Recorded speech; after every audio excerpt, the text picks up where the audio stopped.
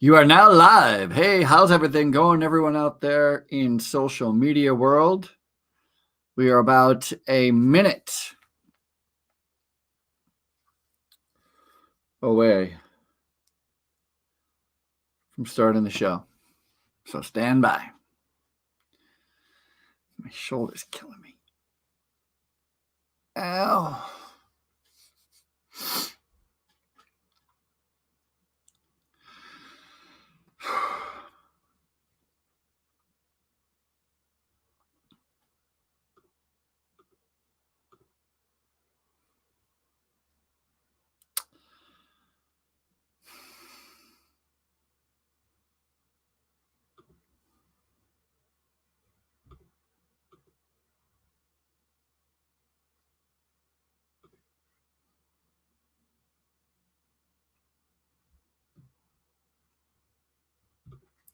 Hello, everyone, and welcome to the Ralph Peterson Radio Show. I am your host, Ralph Peterson, and we have put together another big show for you today. It is jam-packed. It is so exciting.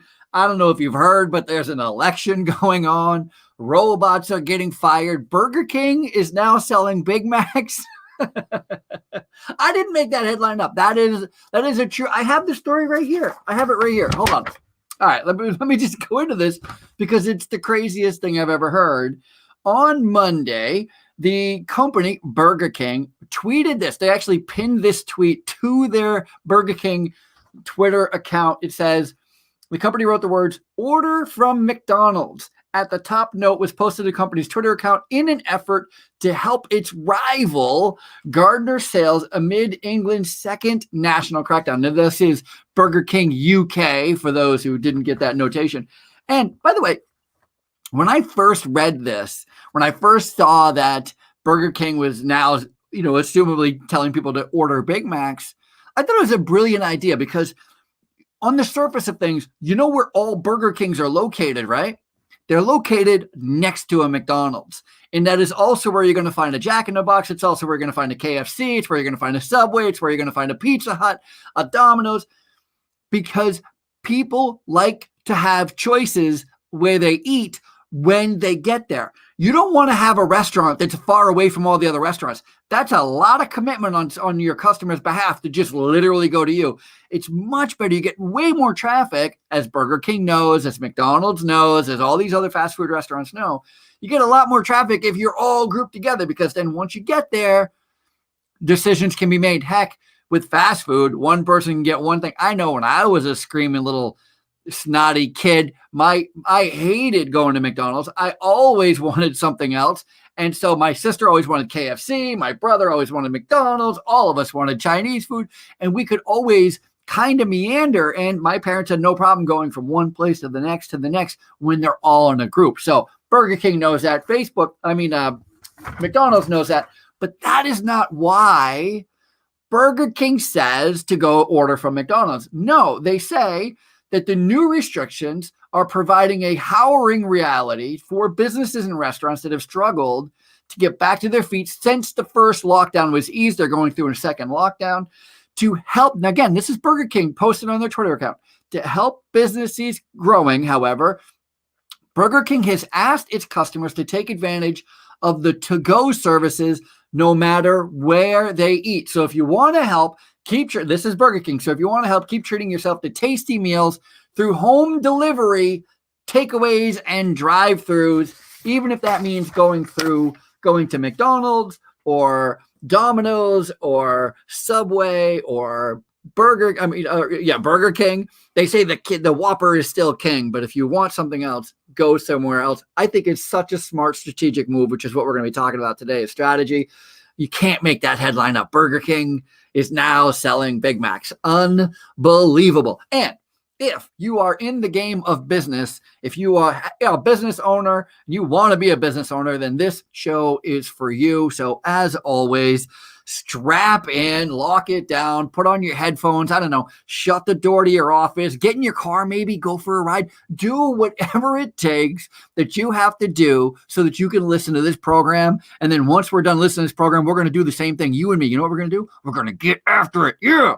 I know I get excited. Everybody looks at me like I'm crazy. I get excited. I'm excited to be here, and I know you are excited to be here as well.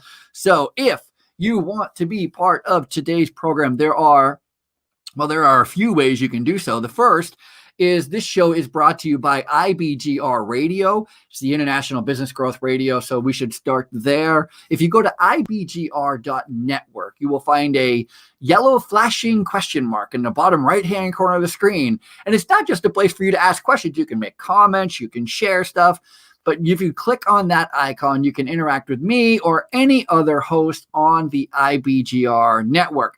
I should add that there is an awful lot of things that you can do over there at the ibgr.network. If you go to that website, you can stream all of the network shows, which are a lot of them. There's a lot of business shows on this network. You can listen to past shows. You can download past versions of the shows, which are housed under what they're calling the Community of Commerce section of the site. So for all that information, if you want to go listen to, hey, what did Ralph talk about last week or the week before that, go to the ibgr.network, click on the word community, and you can find out a whole lot more about what is going on over there and how you can continue to connect with not just me, but with everybody. Also, for those of you who are not paying attention, we are streaming live right this second on Facebook, Twitter, LinkedIn, and YouTube. So if you would like to not only listen, but watch to see what I look like, I'm in a wonderful sweater today with a nice little pink shirt. The easiest thing, I know, it means nothing to you what I'm wearing. It doesn't matter. Just know that I'm clothed. It's cold out. It's fall. It's November 3rd. It's cold out, sweater time. If you would like to watch and listen to the Ralph Peterson Radio Show, the easiest thing to do, because there are a couple of different titles that I go under various social media networks, this easiest thing to do is go to ralphpeterson.com, scroll to the bottom of the page, and on the left-hand side of the screen, you're going to see like a bunch of social media buttons. Just click on whichever one you want, whether it's Facebook or YouTube or LinkedIn or Twitter, and you will be able to see my smiling face. Hey now. All right. So you know what? Also, IBGR also has a bunch of social media channels as well, and they too are streaming the shows all the time. And so it's important. Go to your favorite social media link, go in the top corner and type in IBGR Network, and you will find the IBGR Radio Network station. And we are growing by leaps and bounds. We're in 150 countries all around the world. So trust me when I say that if you are in business and you're curious about anything when it comes to finances, marketing, sales, business growth, operations, which is what I'm in, management, people, human resources, there is a show for you, and it is on this network. I guarantee it. You're not going to want to go anywhere else but here. And by that, I just want to let you know that this program this is a place where we talk business radio. This is business radio for business owners by business owners. I'm a business owner. Everybody who's on this program, on these programs, on this network are business owners. And we're all just giving you valuable insight into everything that's going on in the world of business and how you can be better, which of course is the goal. We still have, oh my gosh, we have big news still, as many of you already know, and I'll flash it for those who are on a social media channel watching this great show right now. My 4th book is out right now, and it is getting a ton of attention. And I'll tell you why it's getting a ton of attention. You know why it's getting a ton of attention? Because I don't look at management the way everybody else does. I'm a bit of a provocateur. I like to push people's buttons. I think that there's a lot more to management than what meets the eye. And I delve deep into it, into my latest book, The Good Manager, Being Great is Overrated. And you know, just by that title alone, you know it's a fantastic book. This Friday, we are having a huge event. It's going to be so fun. We're having a virtual book launch. I don't know if you've ever been to a book launch party, but let me tell you what happens. Book launch party, traditional book launch party. This is my 4th one, so I've had a few of them. Keep up. All right. I'm here to amuse myself just as much as I am here to amuse you. A book launch party is super fun. It's drinks and music and hors d'oeuvres, and you have some food and some cake and some cupcakes and some pie. I'm a pie guy, so I'm more of like a blueberry pie and a cup of coffee. It is fun. It is people meeting new people. It is talking about the book. It is asking questions. I get to read in front of an audience, which is always fun. Just read a section of the book, talk about how I came up with the book, some of the struggles I had, some of the things. Listen, there were some knockdown, drag out fights between me and my editors. There were some things that I wanted to put in. They thought I was absolutely crazy. So, you wouldn't believe how challenging it can be to write a book and then get it approved by other people. So it's it's a lot of fun, but that's what we'll be talking about at the book launch. We're having a virtual book launch. So this is my first time doing a virtual book launch, but I guarantee it is going to be a blast. And we're going to be doing giveaways. We're going to be giving away ebooks and real book, hardcover books. I'm going to sign them for you and send them to you free giveaways. We have audio books that we're going to be giving away. It's going to be a lot of fun. So if you would like to join us for the virtual book launch, and I so hope you do, I really, really hope you do. It's going to be a lot of fun. You can join us. Go to LinkedIn or Facebook. We've created a event page for both platforms. Just go to LinkedIn or Facebook and just type in the Good Manager Virtual Happy Hour. The Good Manager Virtual Happy Hour. It has all the details there. It'll tell you how to get to me, how to join us, what time. Is from 6 to 7 p.m. on Friday night, Eastern Standard Time, and it is going to be a lot of fun. Okay. All right. I'm watching the clock. I see what's going on, and I know that we've had enough about me, and we should be talking about you. If you are a regular listener to this show, then you know that it is all about business operations. I own and operate a management services company, and the topics and ideas that we talk about on this show are the same ideas and topics that me and my team talk about on a daily basis. And when we come back, that is what we're going to be talking about. We're going to be focusing on oversight, systems, and outcomes. This week, we're going to be talking all about how your organization develops its strategies, the action steps you need to be taking, determining where you are, where you want to go, where you are going to, what you're going to need to bridge the gap between where you are and where you want to go, how to identify objectives, how do you create action steps, and of course, my favorite, how do you know your strategy is working? All of that and more as soon as we come back from the big break, the first break of the hour. So grab a pencil, get ready to take notes. This hour, I guarantee, is going to go by super, super fast. You will think time has stood still, and it hasn't. Time has not stood still. So it's very important that you grab a pencil, get ready to take notes, and join us when we come back in about 2.5 minutes.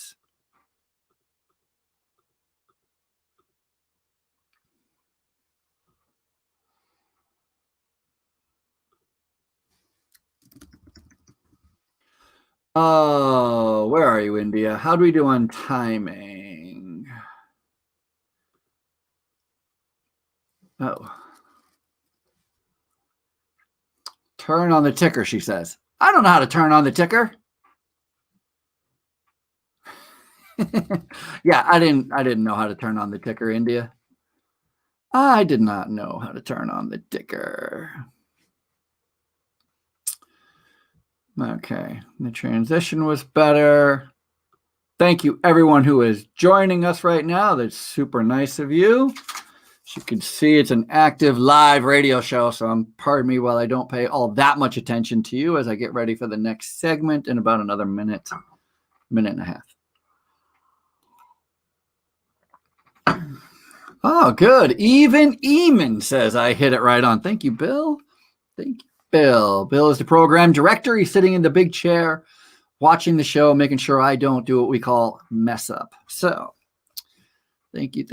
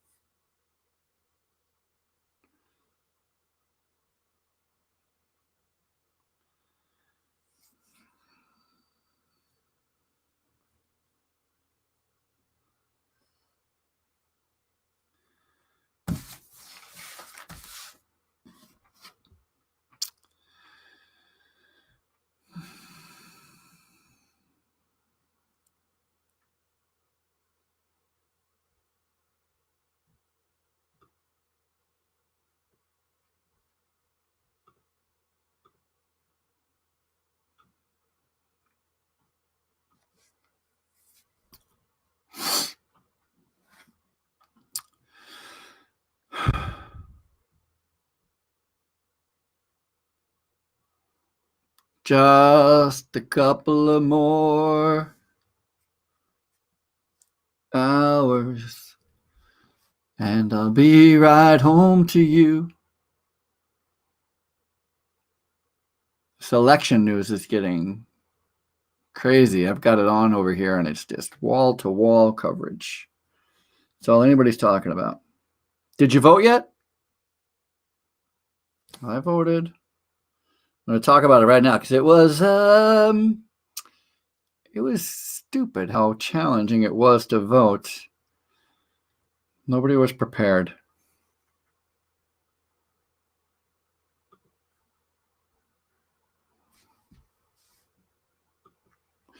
And we are back. Welcome back to the Ralph Peterson radio program. If you would like to be part of the show, we certainly would love to have you. There are few ways for you to do so. You can go to the ibgr.network and click on the flashing yellow question mark. It is located in the bottom right-hand corner of the screen. If you click on this icon, you can interact with me, or if you're listening to any show on the IBGR network, you can interact with any host. Also, we are live on Facebook, YouTube, Twitter, and LinkedIn right this second. And so if you would like to join us there on Facebook, it's facebook.com, and then it's the Ralph Peterson, as if there's any other. On Twitter and on LinkedIn, it is Ralph Peterson 08. And the IBGR network also has a bunch of social media channels, and they too are always streaming shows live. So make sure you go to IBGR on all the social media platforms under the name of IBGR.network and click and follow them as well. You will not be disappointed. Not be disappointed. Before we get back too far into things, there are a couple of news headlines that I want to get into and this election. And you know what? Here's the thing. And I'm sure I am not alone here. I'm sure this happens to a lot of my great friends out there who are business owners, who are people who have to work with customers who will not come back. They will not be a repeat customer if you treat them unruly. Not even if you treat them bad. I've lost customers because I wasn't prepared. I've lost customers because I didn't do a good job keeping them or servicing them or making it so they didn't wait. My wife and I, the polling place opened at 6 a.m. here in our small little town in New York. And we got there at 5:45, and we were the eighth couple in line. So just keep that in mind. There's 8 of us, 8 couples in line waiting to get in. We get there at 5:45. We did not get in to vote until 6:30. And by the time we did get in to vote, there was probably another, 60, 70 people in line. So the line had grown pretty good in about 25, 30 minutes. And before they took us, we were the 8th couple in line. Before they took us, they started asking for other people to go in before us. They literally came out and started to ask for people where they lived on what street. They started had a list. People who live on all these streets, you guys can come in and vote. And we're like, whoa, wait. What? Why did we get here early if we didn't know that it was by street name, like what street you lived on, got it. And what happened was, this place was such a mess. What happened was some of the systems weren't up and running, and so they didn't have everything up and running, and not everything was going as well as it was supposed to be going. And so they couldn't take everybody in, and so there was a big, long wait, and there was zero communication. I mean, zero. The only good thing that happened to us is because we were so close to the front, we could hear. But as you look down the line and you could see that nobody else could hear what was going on, the level of anxiety and stress and people needing to go to work, and there was all this is happening, and all somebody had to do from inside, all they had to do is come outside and go to just walk down the line, say, hey, excuse me, sorry about the inconvenience, sorry about making you wait. We're having a little bit of an issue with a computer, or a system is down, or we're trying to get it together. Nobody did that. Instead, everybody outside, as they came in one right after another, just complained to high heaven about what a crappy show this was. And it really, really was. And it's stupid stuff. They didn't put tape down. You know how you go walk into a restaurant, you walk into any business right now, and there's tape on the floor, little 6-foot markers, little hashtags. And it's like, hey, this is your distance to stay apart. They didn't start putting duct tape down on the floor, 6 feet apart, measuring it out, hands and knees with a little tape measure, until after 6 a.m., until after the doors had already opened. People are already standing there, and they're like, pardon me, excuse me, coming through with a tape measure. It was ridiculous. And it is, I gotta say this, it is always a head scratcher for me. Every time I interact with a government agency, it doesn't matter if it's the DMV or polling or anything like it, I am always just amazed at the lack of foresight, strategy, planning. Here's the thing. Why not practice? I do an awful lot of speaking. Even virtually now, I do a lot of podcasts and speaking events, and we are always asking for a day of or a day before, a couple of days, a week before. Can we do a little test? Can we do a little practice run? Because we want to make sure we're right when we go live. And the idea that they didn't take the time to put the tape down until we got there. Government agencies. I'm sure it's not all like that, but certainly the majority that I have seen. Maybe it's just a little too much for my little capitalistic mind over here. I don't know, but it seemed like a mess, and who knows. This is a great headline. Walmart, I don't know if you've heard about this, but Walmart has fired its scanning robots. Can you believe this? This is a twist. This is a turn that nobody, I'm talking from George Orwell's 1984 groundbreaking book. Until now, nobody has seen this turn of events. Nobody could have predicted. Everybody predicted the age of the machine. Everybody predicted the machines are going to take over the world. Everybody predicted it's going to be like that. Nobody predicted Walmart is going to fire. Walmart is going to fire the robots. It reminds me. I love it. What a great headline. That's not the headline it should have been. I don't write headlines. Being a writer, editors write headlines, and you can tell too, because the headline is Walmart abandons self-scanning robots. Lets humans do work. I mean, that, okay, tells a story, but what a terribly non-attention grabbing headline. A better headline, Walmart fires robots, hires humans. That's a headline. I don't know who this copy editor is. We're going to give them a little talking to. What's so fun about this is there's so many things to talk about, but the idea that you get something for nothing and you like just buy this one-time robot and it's going to solve some problem that you have that human beings were messing up, or if that was even the case, it was probably more of the case that they thought that robots could A, probably do it faster, and B, we have such a problem. I mean, I'm talking from experience here. We have such a problem with staffing that I bet Walmart was not trying to reduce staff. They were just simply trying to find a way to plug the holes of being short-staffed, because staffing, not coming into work is a bear. And worse, coming to work and not doing your job, geez, oh my gosh, I can't even tell you how challenging it is. And so a robot that doesn't call out, that doesn't give you an excuse, that is going to roll up and down the aisleways makes a lot of sense. But at the same time, I'm going to tell this story, and it's so terrible. I was working in this long-term care facility in Vermont, and they had this program, the city had a program. It was called a back to work program. And it was trying to get people who didn't have very good job skills or no job skills, or maybe they had fallen on hard times, or maybe they had been incarcerated at one point, or whatever life's tragedy had fell on them, so that they were trying to enter a workforce and there wasn't a workforce there for them. And so it was the type of thing where the city said to me, we will give you the employees. We will pay for them. So they're not on your payroll. This is free labor for you. We'll pay them every week. You just employ them. So you tell them, you bring them to work, you give them some skills, you show them how to do the job so they learn how to do the job, and we will make that payroll. Now, I got to tell you, as an employer, that sounds amazing. Amazing. Could you imagine getting a couple of free labor and you don't have to pay for it? Here's the thing. None of them lasted more than a few weeks. And it wasn't because they stopped showing up. It's because I had to let them go. I wasn't even paying them, and they were still costing me money.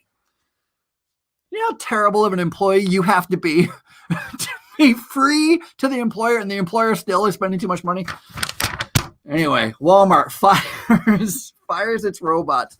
And the story goes on to say that the story's quite vague, by the way, because Walmart's just making the maybe just saying, hey, this is what we're doing, but they didn't give a lot of reason as to why.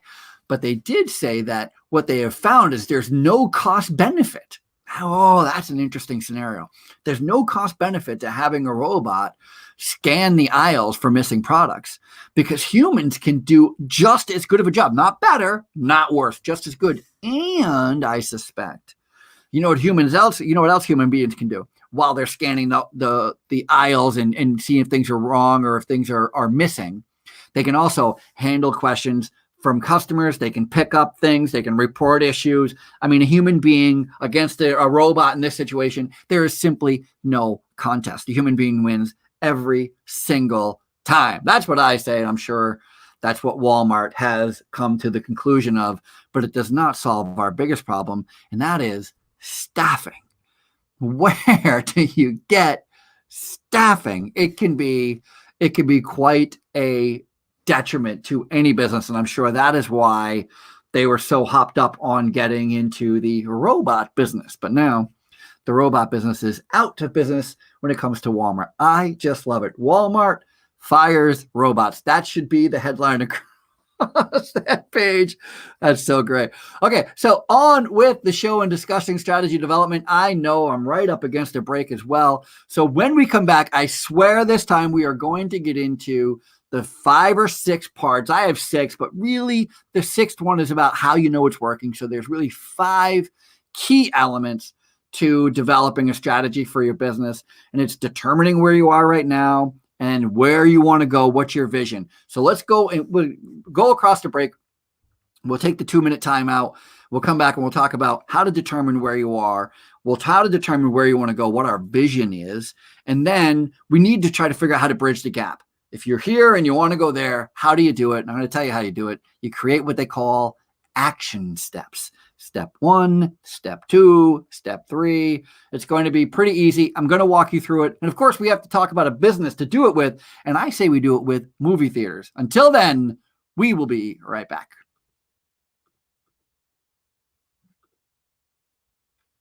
Okay. Here we go. Donna. Hello, Donna.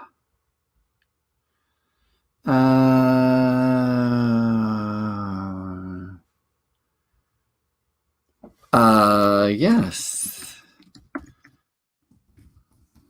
Okay, so Donna's saying I have a little bit more leeway with my timing. She's saying my timing is okay. Donna is the other program director. If you're asking, who the heck is Donna? That's who Donna. So Donna and Bill. Donna's saying that there's a 30-second buffer built in that I don't have to give, so I can play with it a little more, which is probably good because I'm always running right up tight against the break.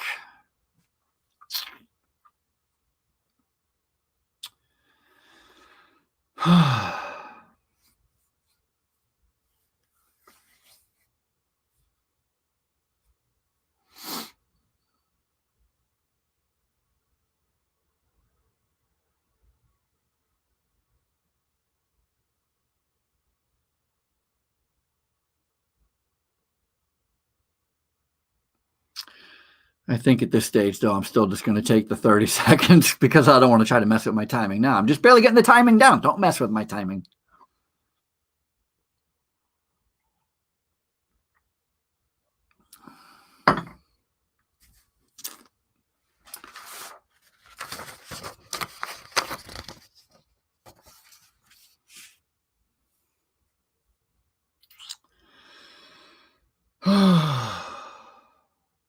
India, we all good? Everything fine over here on your end? Just type yes. Don't type no, because I don't know. I couldn't do anything if you said no anyway. So don't type no.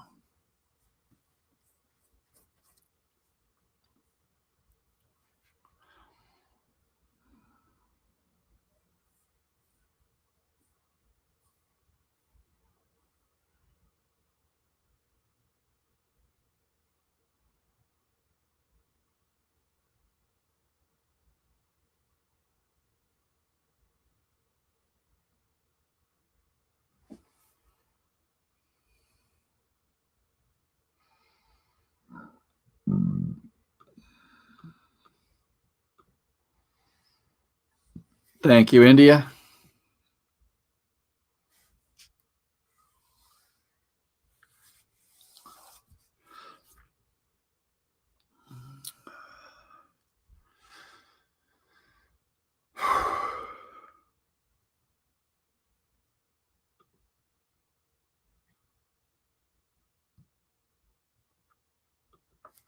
Hello, everyone, and welcome back to the Ralph Peterson Radio Show.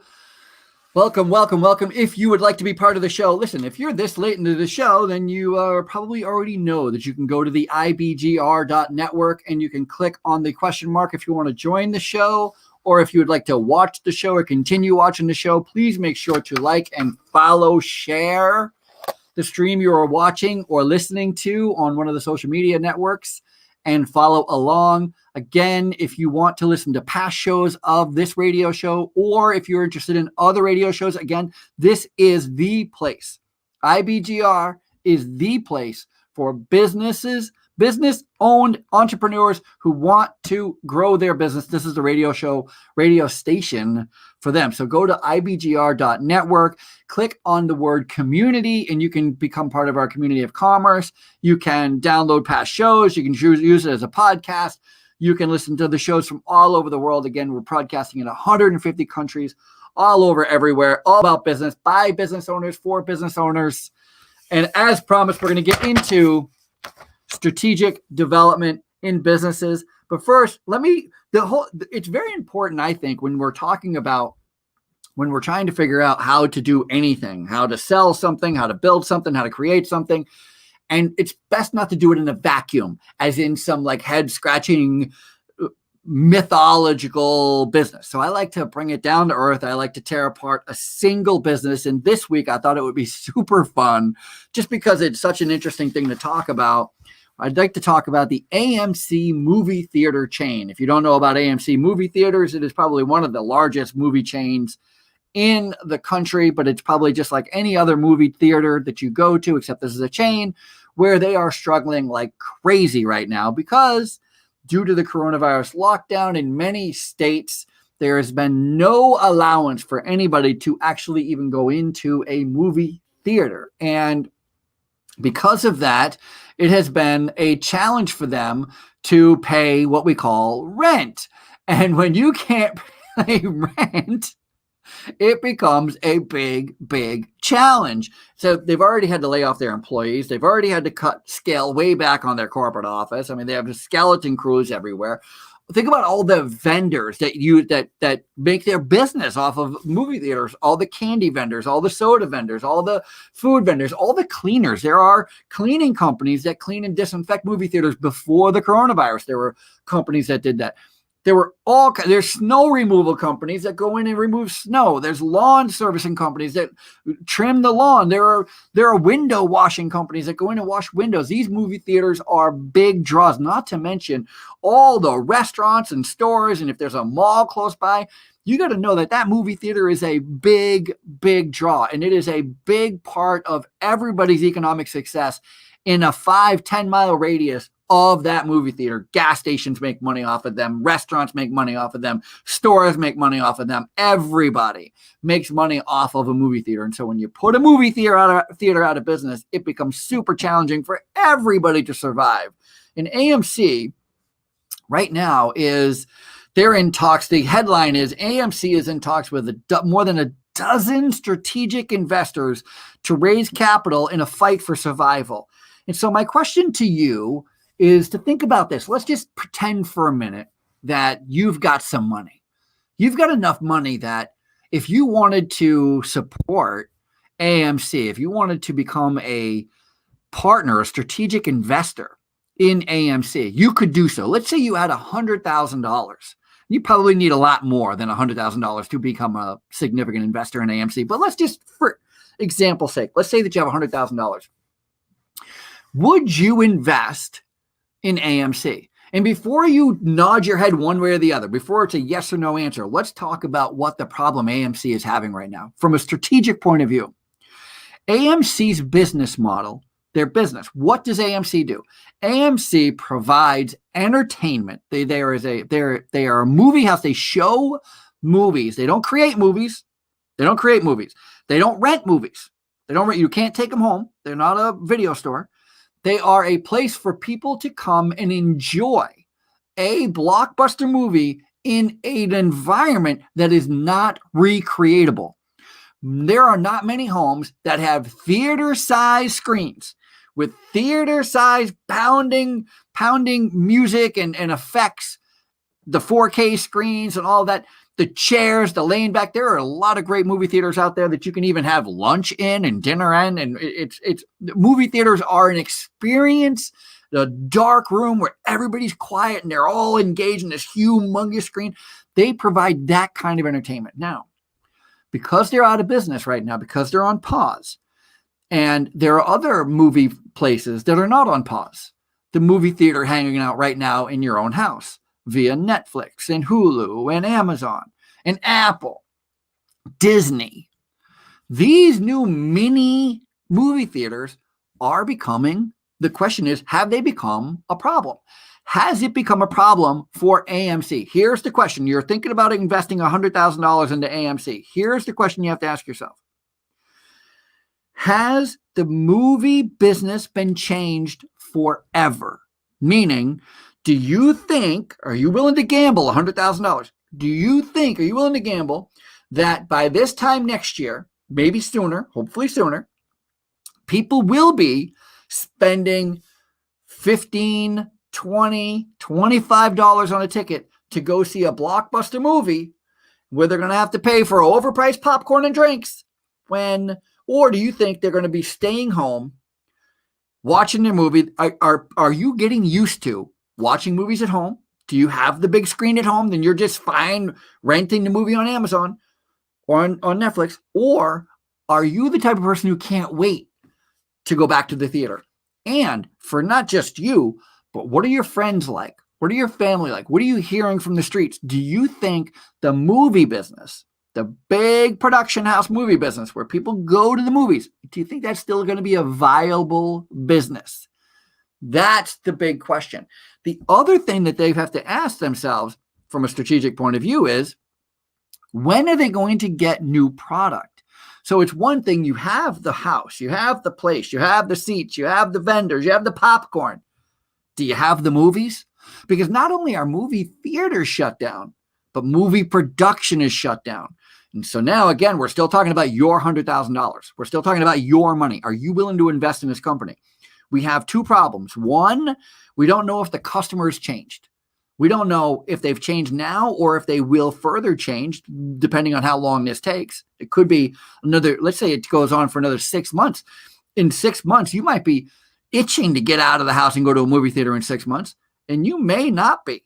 It may just be like, you know what, screw it. I've been going this long. It's been a year since I've gone to a movie, and I've seen great movies at home. I get to pause it and go to the bathroom whenever the heck I want. The popcorn I'm making is better. I don't know. It's certainly cheaper. Popcorn at home is cheaper. You got to be a rocket scientist for that.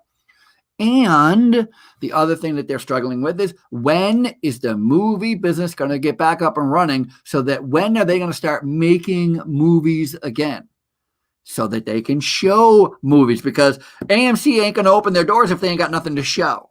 That's just how it is. So now you're the investor. So you're making that decision. Now be AMC for a second. AMC has to decide what their strategy is going forward.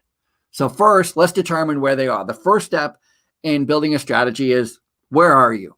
Right now, they are a closed business. They've got a good working model that has been working like clockwork for years, dozens of years, probably, I don't know, 70, 80, maybe 100 years, I guess. 100 years, maybe a little more. 100 years of this great business model where if you build it and you show big movies on big screens and you make it comfortable and you make it something that they can't get at home, they can't duplicate at home, people will come in droves. Boom, good, great business. That's where they were. Where they are right now is they have empty movie houses. Right this second, they have empty places that are costing them money every month, thousands and thousands and thousands of dollars. Those, to rent big space like that next to a mall, I mean, the rent on these things got to be $15,000, $20,000 a month. I mean, it's got to be crazy ridiculous, depending on where you are. Got to be crazy ridiculous. I live in New York City, so everything's way expensive here. I bet the movie house in Vermont for instance, probably not that much. It's probably $4,000 or $5,000 a month, but that's still $4,000 or $5,000 a month is a lot of money if you have a zero revenue coming in, no customers coming in, because you're not allowed to have customers coming in. That's a big deal. So where you are right now is you have a movie house, you have no revenue. Where do you want to go? Well, that's the vision part. Where do you want to go? You were probably where you want to be now. And that is, where do you want to go? You want to go to being the number one place for everybody to see blockbuster movies. You want somebody to sees an advertisement for the next great movie theater or the next great movie. You want them to go, oh, I can't wait to go to this AMC movie theater. Which AMC movie theater I go to? I'll tell you what, that's a fun thing to think about too. Like, which one as a customer do I choose? I choose movie theaters based on 3 basic criteria. Where is the movie theater? What time are they playing it? And if I like the seats or not. So some movie theaters are better than others. Some have the reclining seats. Some don't have the reclining seats.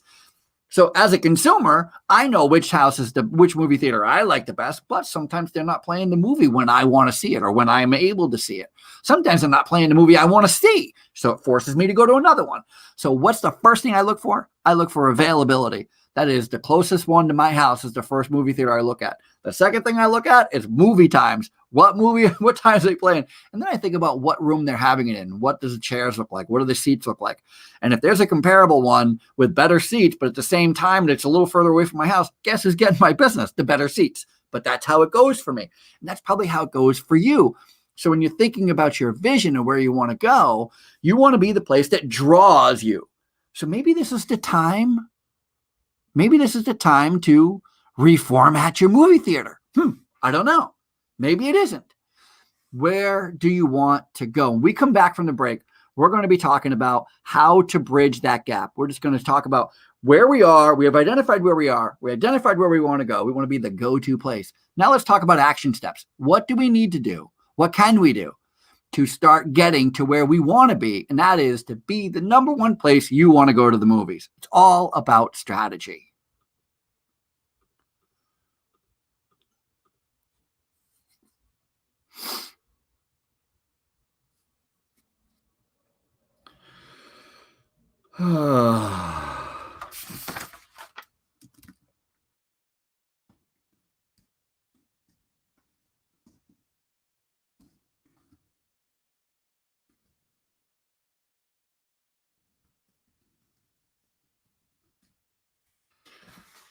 Yes, I'm hitting the timer right, but I have a secret, and that is I'm literally just gave myself an extra 10-second timer when I start my timer. I started 10 seconds early so that I don't go late, because the last thing that you're supposed to do is keep talking when the music starts.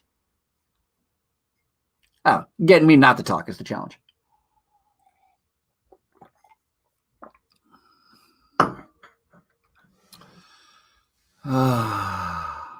Why, thank you, India. India says we're doing well.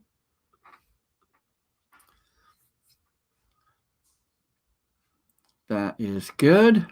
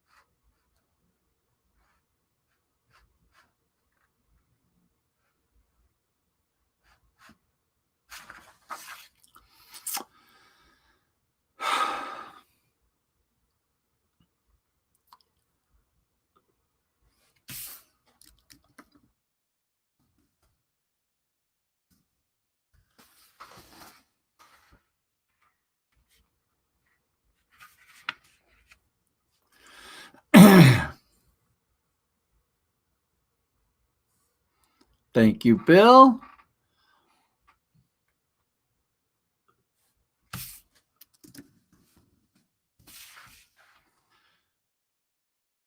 And soon enough here.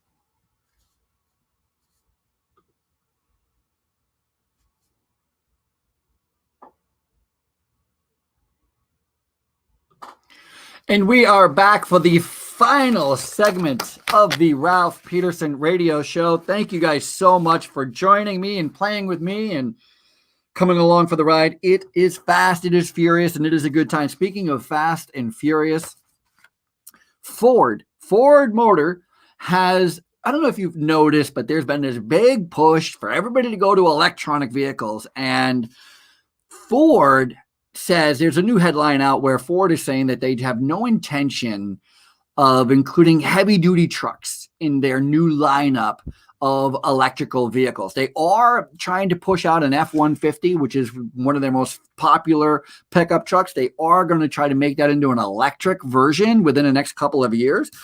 But the reason that I even bring the story up is because in the story, and I just want you to hear this so that you're understanding how valuable and important this subject of strategy is that we're talking about. In this article, Ford is talking about what they're doing with electricity and how they're trying to roll it out and what cars that make sense. And they say, to do that, our goal is to build, this is from John Lawyer. He is the CFO, the Chief Financial Officer of Ford. He says, our goal is to build a profitable electric vehicle portfolio. That's their goal. Where they want to be is they want to have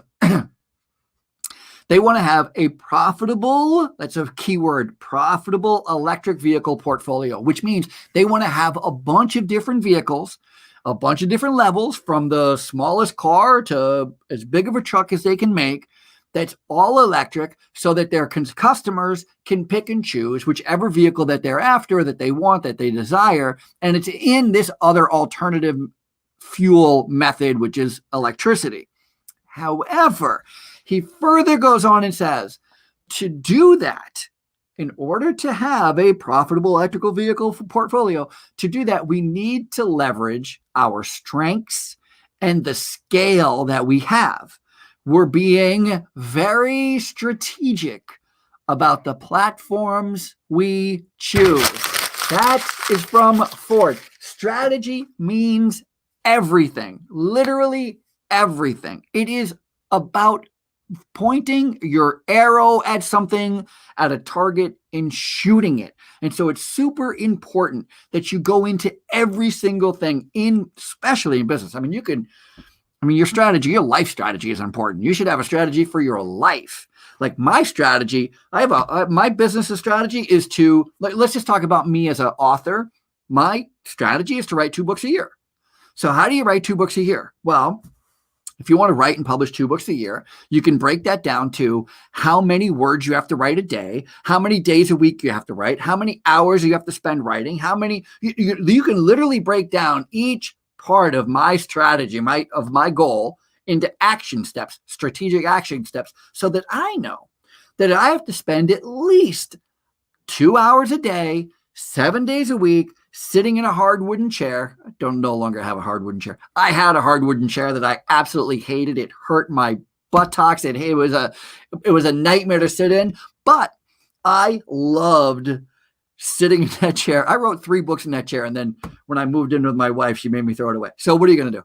Gone is the wooden chair. My point is, you have to know where you can, what you want to do can be broken down into action steps, and that becomes your strategy, your strategic goal broken down into action steps. And that is what Ford is talking about. That is what they're talking about when they're talking about, we want to make sure that we utilize everything that we have that makes sense so that we can put our best foot forward. It's not about large decisions. It's about small decisions quickly, making small micro decisions as fast as possible. That's how you get stuff done. Let's go back to the AMC movie theater situation here that they're in with trying to get back to profitability. And let's say, for argument's sake, that they do not want to close all their stores, that they want to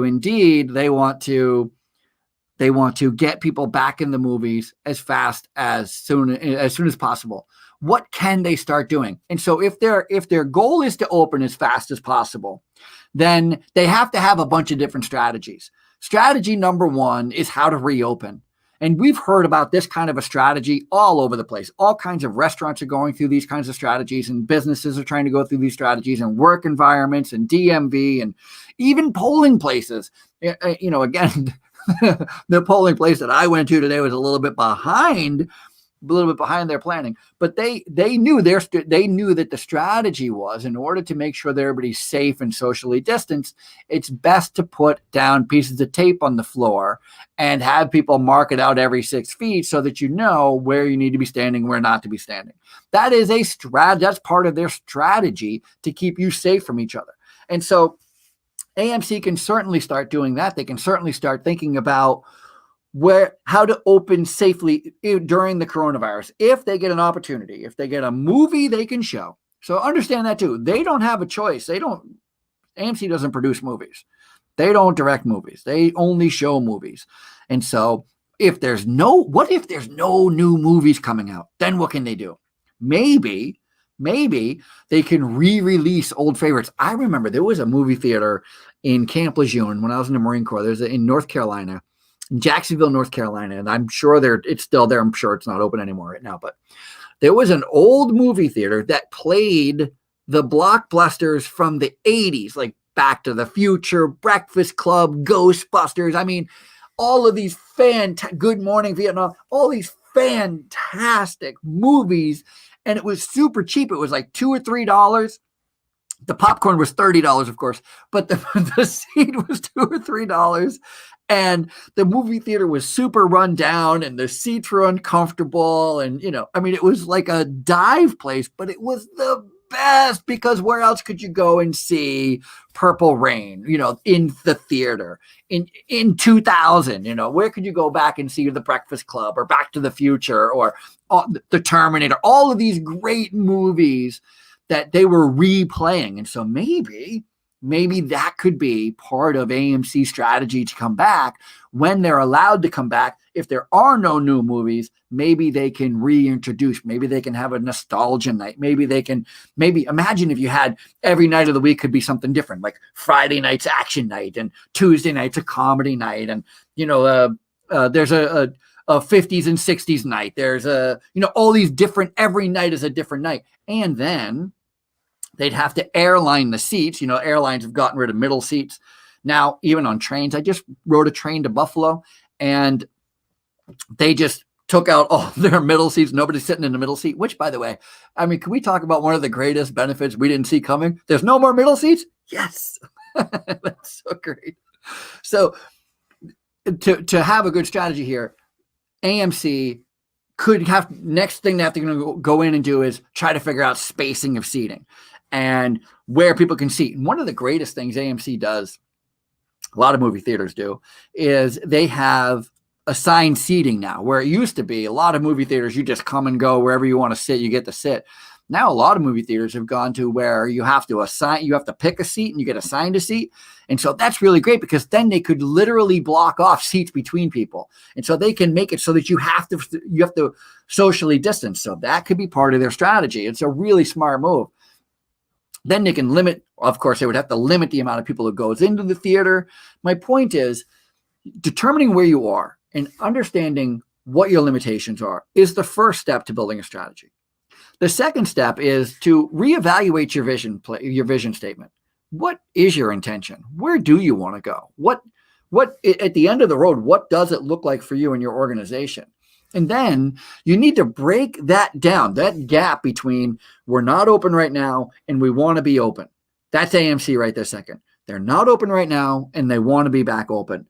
And so what do they have to do to be back open? They have to get a product. And there's a couple of ways to get a product. They can get new products if they're available. If they're not available, perhaps they can get old products and rerun them. Then they have to make sure it's safe. And so they have to get new cleaners in there. They have to make sure that the cleaning agents that they're using and disinfectants that they're using are up to par. They have to rehire staff. They have to train staff on the new protocol. They have to develop a new protocol, new safety protocol on how to bring people in, how to bring people out. That's the other thing about this morning's voting. Everybody is so stupid. Everybody is so trying to stay 6 feet apart from each other. Everybody's got a mask on, and then they're in and outdoors the same door, and it's only 33 inches wide. So even though I've been 6 feet away from everybody, when anybody leaves the building as I'm trying to get in, we are basically face to face within inches between each other. Defeats the whole purpose of social distance in the same door at the same door. And they didn't need to be because there were other doors. Oy vey, government. What are you going to do? The next thing after you start bridging that gap is you have to start creating what we like to call a timeline. Action steps don't work without a timeline. When is this going to be due? When is that going to be due? When's the expectation? And then to wrap a tight little bow on this whole thing and this whole day, you got to ask yourself, how are you going to know your strategy is working? For AMC, they're going to know their strategy is working by very simple metrics. Are people showing up? Are people going into the theater? Are they selling the seats they have available? Obviously, they want to sell more seats, but if they only have 50 seats available, are they filling 50 seats? If they have 100 seats, are they filling 100 seats? If they could fill the capacity, they would try to, but are they playing movies that people want to see? You can offer a movie. If nobody comes to see it because they don't want to, all right, you're not competing with Netflix. That's just the way it is. And so that is how you go about developing a strategy. I hope and pray that this show has exceeded your expectations. It's exceeded mine. I've had a great time behind the microphone here today. It's been a lot of fun. I can't wait until next week. This new hour for us, 1 to 2 p.m. every Tuesday, is working out great for me. I hope it is working out great for you. And until next week, please make sure you go out there today and vote. Doesn't matter who you're voting for. It just matters that you vote. Until next week, be well, my friends.